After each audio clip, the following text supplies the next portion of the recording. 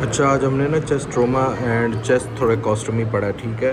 इसमें सबसे पहले तो सर ने ये बताया कि लंग में नेगेटिव प्रेशर होता है और आउटसाइड जो होता है एनवायरनमेंट का पॉजिटिव होता है, एब्डोमेन में ज़ीरो प्रेशर होता है। फिर हमने ये चीज़ पढ़ी है कि देखो लंग के ऊपर जो होती है ना विस्रल प्लूरा, वो उसके साथ इंटैक्ट होती है बिल्कुल, उसके ध्यान में कोई गैप नहीं होता। फिर उसके बाद प्राइटर प्लूरा होता है, ठीक है, उसके अंदर ध्यान में स्पेस होती है, जो प्लूरल होती है 25 ml फ्लूइड उसके अंदर होता है, ठीक है। फिर सर ने बताया न्यूमोथोरैक्स में ये होता है कि हमारे पास ये सिर्फ न्यूमोथोरैक्स है, याद रखना, इसमें पॉजिटिव और अंदर इनसाइड नेगेटिव। तो यहाँ से एयर आती है लेकिन यहाँ से फिर बाहर भी निकल जाती है, ये हो गया न्यूमोथोरैक्स, ठीक है। इसमें परकशन में हमारे पास हाइपर रेजिडेंट नोड तो मिलता है, लेकिन अस्कल्टेट करते हैं तो फिर हमें कुछ भी नहीं मिलता। तो ये की मार्कर है न्यूमोथोरैक्स का। इसमें सर ने कहा था mid axillary line 5th intercostal space में हम चेस्ट ट्यूब इंसर्ट करते हैं और वाटर बॉटल सील करते हैं, याद रखना mid axillary line, not posterior axillary line. Safety triangle याद रखना है, पेक्ट मेजर, पीछे लेटिसमस डॉर्साई और नीचे 5th इंटरकोस्टल स्पेस। और 5th इंटरकोस्टल स्पेस पे जो लोअर लिप है, नीचे वाली रिब का ऊपर वाला हिस्सा जो है वो हमने करना होता है, लोअर लिप का अपर बॉर्डर, ठीक है ना। अपर लिप का लोअर बॉर्डर नहीं करना, याद रखना है, उधर नर्व्स होती हैं।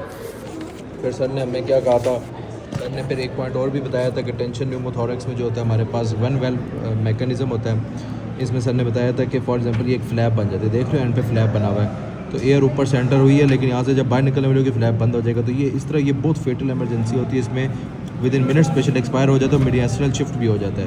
तो ये टेंशन न्यूमोथोरैक्स होता है, वन वेल्व मैकेनिज्म होता है। इस ये कन्वर्ट हमने करना होता है, अगर हम इसमें ना डायरेक्ट पंचर करेंगे डायरेक्ट ऐसे सुराख करके यहाँ से करेंगे तो उसको हम न्यूमोथोरैक्स में कन्वर्ट कर देंगे by puncturing wide bore needle के साथ करेंगे।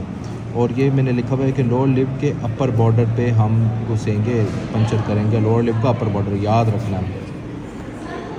इसके बाद नेक्स्ट था ओपन न्यूमोथोरैक्स। इसमें क्या होता है, एक बिग वाउंड हो गया, फॉर एग्जांपल गन शॉट है जो भी है, इसमें फिर हम जो बिग वाउंड होती है सारी एयर रश इन होने लग जाती है, सक इन होने लग जाती है। फिर हम 3 वैल्व ड्रेसिंग करते हैं, 1 2 3, और जहाँ पर थोड़ी सी जगह छोड़ देते हैं जहाँ से एयर एस्केप कर सके, और इसको हमने दोबारा न्यूमोथोरैक्स में कन्वर्ट कर दिया, जैसे हमने यहाँ भी पंचर करके कर दिया था।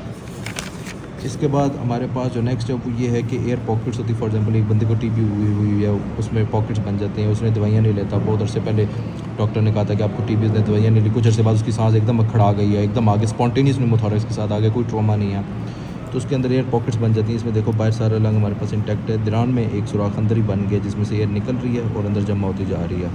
तो आप देख सकते हो air leaks by the hole in the lung parenchyma, और प्लूरा के अंदर बढ़ती जा रही है, और इससे हमारे पास टेंशन न्यूमोथोरैक्स हो गया है ड्यू टू स्पॉन्टेनियस न्यूमोथोरैक्स। इसमें भी हम पंचर करके निकाल देते हैं, जब तक फिर बाद में इसको ट्रीट करते हैं, इसमें भी पंचर करते हैं, लार्ज बुलास बन जाते हैं। फ्लियल चेस्ट मैकेनिज्म ये होता है कि मोर देन 3 रिब्स जो होती हैं वो डिटैच करती हैं एट मोर देन 2 पॉइंट्स, उसको फ्लियल चेस्ट मैकेनिज्म कहते हैं। पैराडॉक्सिकल ब्रीथिंग होती है, फॉर एग्जांपल ये 3 रिब्स हैं, दरमियान में से ये 3 हिस्से टूट गए हैं, ऐसे ऐसे टूट के 3 हिस्से बाहर हो गए। जब बंदा सांस लेगा, इंस्पायरेट करेगा, तो ये जो सारे हिस्से हैं ये बाहर की तरफ जाएंगे, लेकिन ये जो 3 हिस्से हैं टूटे हुए ये अंदर की तरफ जाएंगे इंस्पायरेशन में। तो ये पैराडॉक्सिकल ब्रीथिंग। और जब अंदर की तरफ जाएंगे तो जब लंग्स भर रहे होंगे एयर में, तो उनका लंग का पैरेन्काइमा और ये टूटे हुए हिस्से जब आपस में कांटेक्ट होंगे तो ये लंग इंजर हो जाएगा। इस लंग की इंजरी की वजह से हमारे पास वो हो जाएगा, इंजरी हो जाएगी, और फिर दोबारा से न्यूमोथोरैक्स बन जाएगा, तो वो ये हमारे पास फ्री चेस्ट हो जाती है जो पंचर करने लग जाती है लंग्स को। इसके बाद लास्ट में सर ने कहा था थोरेकोटमी और थोरेकोस्टोमी में क्या फ़र्क होता है।